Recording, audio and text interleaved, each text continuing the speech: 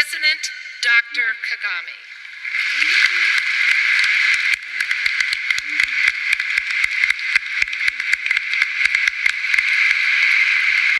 To introduce our commencement speaker, His Excellency President of Rwanda, Paul Kagame, and to bestow upon him an honorary doctorate of humane letters. President Kagame rose to prominence as the leader of the Rwandan Patriotic Front, whose victory over the incumbent government in July 1994 effectively ended the Rwandan genocide. Under his leadership, Rwanda has been called an African success story. He is cited as the top 10 reformer worldwide in the Ease of Doing Business Index by the World Bank. President Kagame has become a public advocate for new models of social and economic development and self-reliance. I could list some of the many global awards that President Kagame has earned. Instead, I want to focus on two awards that demonstrate his conviction for humanity. The African Gender Award for his role in promoting gender equality in Rwanda, and the Children's Champion Award by the U.S. Fund for UNICEF for promoting children's rights. When I first came to William Penn, I walked around the campus and I saw the quotation at Lewis Hall. The measure of a people is its estimate of woman. I knew that I had found a university home, one that would value gender equity and women's contribution to the university. I was humbled to become the university's first woman president.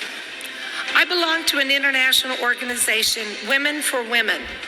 I was impressed that on the front page of our spring newsletter featured the Women's Opportunity Center in Rwanda. I had the privilege of being in Rwanda in March of this year when Rwanda was celebrating the International Women's Day. I saw women dressed in their finest native dress coming to celebrate International Women's Day at Kayonza, and watched as the president's motorcade drove by on its way to International Women's Day celebration. Now I understand that the Women's Opportunity Center is being built close to the Kayonza site by women, for women, to raise the economic status of women. President Kagame strongly believes in gender equity. Since the genocide, Rwanda has been distinguished for its integration of women in the reconstruction process, the fight against gender-based violence, the protection of rights of women and girls, women's rights to economic development and to own property, as well as the rights of women and girls to equal education, particularly in rural areas. According to the Constitution, 40% of the parliament must be women, and they are. As Catherine Bertini, a World Food Prize laureate, said at our convocation 3 years ago, the key to world hunger, educate the women. The key to world peace, educate the women. My favorite quotation from President Kagame is, "We cannot turn the clock back, nor can we undo the harm that was caused. But we have the power to determine the future and ensure that what happened never happens again." In recognition of His Excellency's accomplishment and the growing relationship between William Penn University and the Republic of Rwanda, I am honored to confer an honorary doctorate of humane letters upon President Kagame. President Kagame, will you come forward?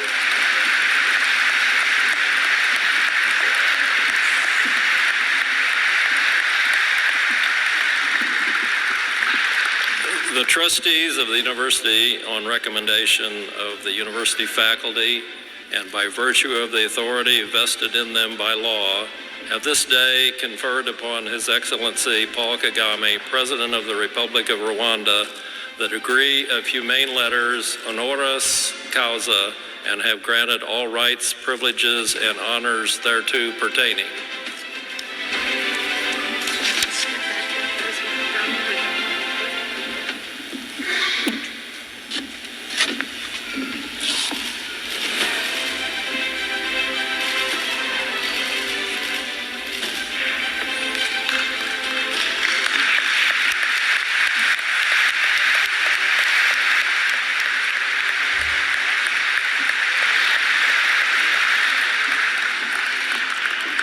we look to the future, I am very humbled to welcome His Excellency President Kagame as our commencement speaker.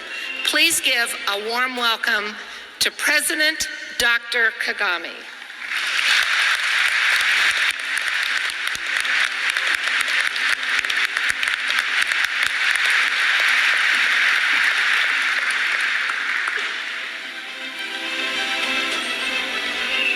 Dr. Anne Fields, President of William Penn University, Mr. Jerry Ayres, Chairman of the Board of William Penn University, Dr. Noel Stable, Vice President for Academic Affairs, faculty and staff, distinguished guests, class of 2012, parents, ladies and gentlemen. Thank you, Dr. Fields, for your kind introduction and for the honor of this degree you have just conferred on me. I accept it with deep appreciation, knowing that in actual fact, it is a recognition of the collective efforts of Rwandans to work for a better and brighter future. It is a distinct pleasure for me to be associated with William Penn University personally through this honorary doctorate, but also as a country through special partnership we have in the common search for what can be better and what can better the lives of our people. This partnership is evidently beginning to produce results. Today, we mark another milestone in this relationship, with Rwandan students being part of this graduating class. We are proud of them and this university and hope to have many more coming here. They did not only find an education here, but also a home away from home. I would like to thank Mr. Steve Noah and Joe Krukam also for providing the Rwandan students the comfort and warmth of home and family. We value the partnership with this university and with other learning institutions and with nations because we recognize that the future of humankind is best guaranteed by collaboration in learning, research, and joint approaches to issues of our time. I'm also happy to say that Rwanda shares the principles and values on which this university was founded and that continue to shape it. Equal access to quality education without discrimination. Whenever people decide to live the best life they can and better the lives of others as well, one will find some common characteristics: vision, determination, and resilience. I believe this ethos is what inspires the William Penn University community. And it is what should keep the ties between this institution and my country, Rwanda, even stronger for years to come. Many of you know that Rwanda's history has been a challenging one. And in describing our nation's recovery, reconciliation, and socio-economic progress, the word miracle is sometimes used. Well, certainly there has been rapid change, but not in the mystical sense that most may think. There has been no magic formula to fix the daunting challenges we face. While appropriate policies and good governance structures have all played their rightful role, the key to our transformation lies with the individual Rwandan citizen and in their interactions with each other, in their capacity to find common ground and a common cause and purpose, to come together in pursuit of peace and national prosperity. There has not been a Rwandan miracle as such, but millions of them. In every language, there are words that are not easily translated. One such word in my language, Kinyarwanda, the native language of Rwanda, that word is agaciro. In English, you might say self-respect, self-worth, or dignity, but none conveys its meaning precisely. The word tries to capture the very essence of humanness. Agaciro has been and continues to be the indispensable ingredient of Rwanda's transformation. To truly grasp the meaning of Agaciro, it helps to contemplate the consequence of its absence. After all, this is what made our history so tragic. The genocide in Rwanda 18 years ago had its origins in a decades of bad governance, combining internal and external factors, hateful ideologies, and impunity. For that to have happened to the unbelievable degree that it did, people had to have surrendered the last shred of their dignity, because to truly value one's own life means valuing the lives of others.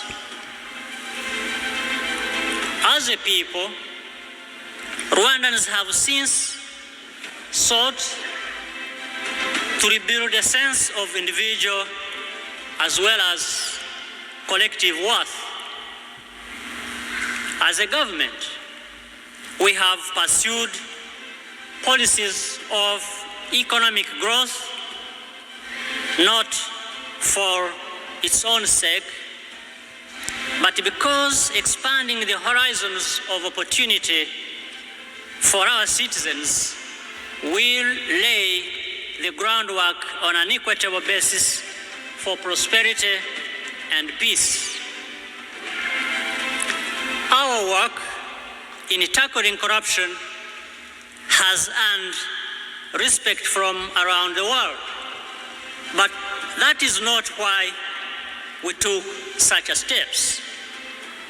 We did so because there is no dignity in paying a corrupt official to get your goods to the market, your children to school or hospital, or for the guarantee of temporary safety. Our national mission is towards self-reliance, but it does not come from some kind of reflexive nationalism. It is simply the recognition that there is no self-respect in depending on the permanent generosity of others.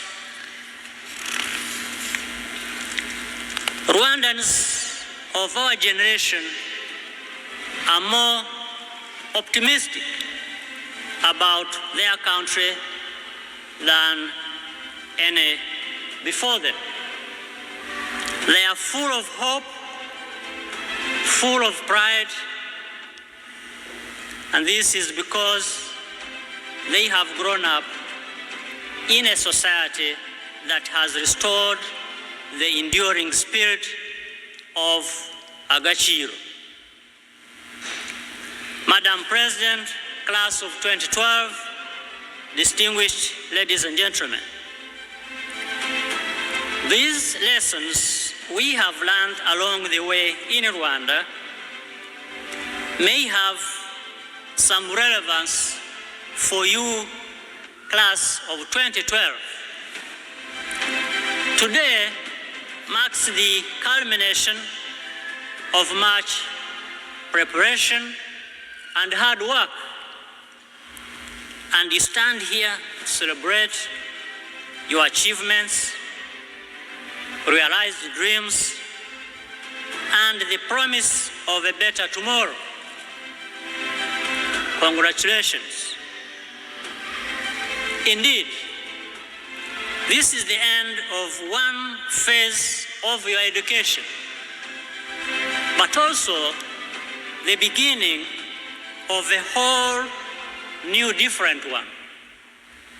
You will now get the opportunity to apply what you have learned to real life situation, moving beyond theories and debates to action that can make a difference in your own life and for those around you.